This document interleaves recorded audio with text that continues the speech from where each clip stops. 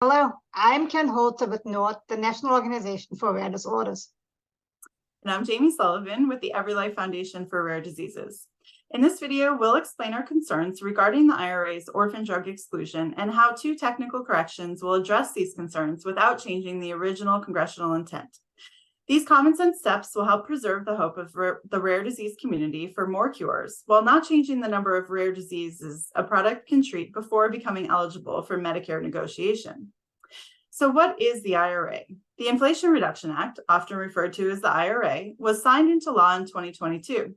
The law tackled issues from climate change, taxes, and of course, healthcare. Some aspects of the IRA will make it more affordable for rare disease patients with Medicare to access the therapies they need. Our organization strongly support these provisions, such as capping annual out-of-pocket costs and making it possible to spread out monthly costs for Medicare Part D starting in 2025. The IRA also empowered the Centers for Medicare and Medicaid Services, or CMS, to negotiate the prices of some prescription drugs. And one aspect of the new Medicare drug price negotiation program is causing concern for the rare disease community. Despite remarkable progress in advancing orphan drug development, 95% of rare diseases still have no FDA-approved treatment. Investments by public and private stakeholders and remarkable patient advocacy organizations have brought hope to many rare disease communities. As science and technology advances, possibilities in pipelines grow, and there's more reason than ever to think that one therapy can work in more than one rare disease. Starting with the Orphan Drug Act in 1983, Congress recognized a dire need for and unique challenges to developing new therapies for rare diseases. The IRA acknowledged this by including a narrow exclusion for some rare disease therapies from Medicare negotiation. Unfortunately, that exclusion does not fully protect the Orphan Drug Act incentives that we have fought so hard to establish and maintain. And here's why. First, the IRA excludes products from negotiation that are designated for only one rare disease, including all associated approved indications that are tied to that one designation. But as soon as that product is granted a second designation for another rare disease, that exclusion is lost.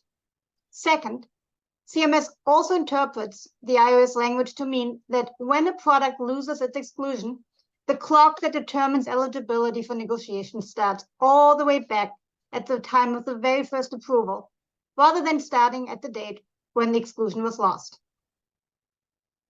A couple of clarifications before we get into the solution. If you are unfamiliar with orphan drug development, like most members and staff in Congress, it is important to keep in mind that designation and approval are not the same thing. A designation is granted by the FDA very early in the development process.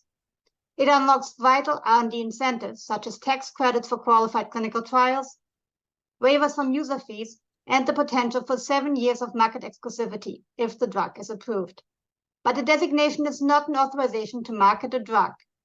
And an orphan product still has to follow a very rigorous clinical development program, just as every other product, in order to be evaluated by the FDA before approval.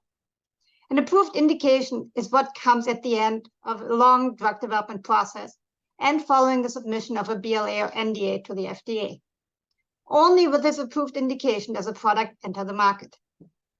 To give you an example, a designation might read something like, X product is designated for the treatment of rare disease Y, while an approved indication could read, X product is approved for the treatment of rare disease Y in patients 12 years or older who have confirmed mutation AB.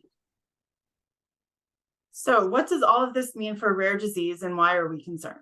So first, tying negotiation eligibility to designation status could halt research programs from even moving forward and delays the company's ability to access the orphan drug tax credit to the latest possible moment, when the credits can play a big role in overall investment decisions. Tying negotiation eligibility to the date of a product's first approval eliminates any incentive for the companies to pursue additional rare disease indications beyond the first approval. And we could end up in a world where we have fewer options and less evidence to guide care for a population that already must rely heavily on off-label use of existing treatments. We could end up seeing companies withhold development programs longer than necessary to maximize that 7 or 11 years before becoming eligible for negotiation. Or we could end up seeing a shift in development strategy towards investing in larger populations first, when a smaller population might be quicker or even easier to study. So what are we advocating for? Well, unfortunately, CMS has made it very clear that they feel their hands are tied on the issue and that Congress needs to act. There is generally very little desire in Congress to make big changes to the IRA, so we have a tough job ahead of us.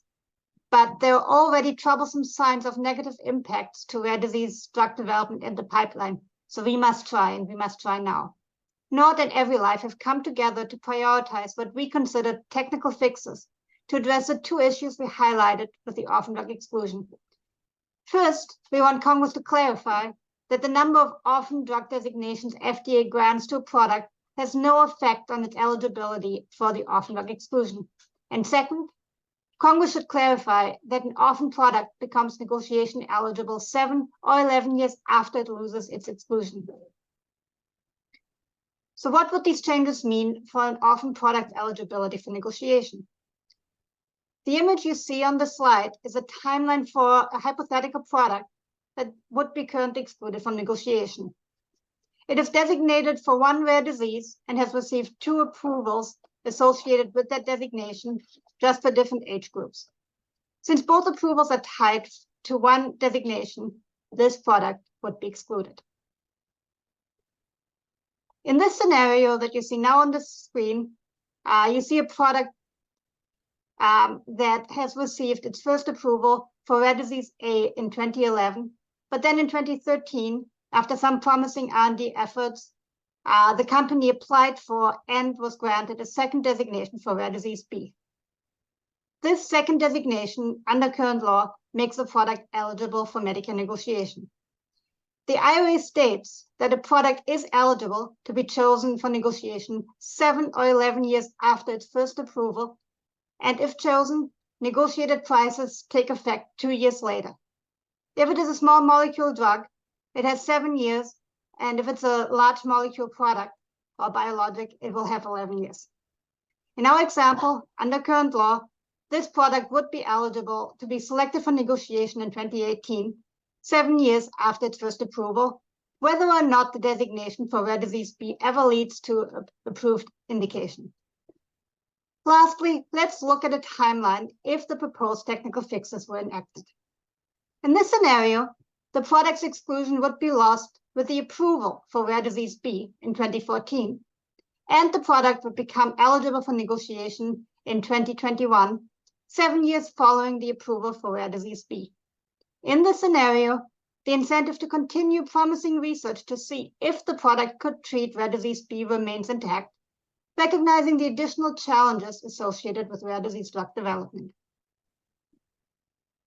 So these proposed technical changes to the IRA will, again, help preserve the hope of the 95% of rare disease communities without disease-specific FDA-approved treatment options.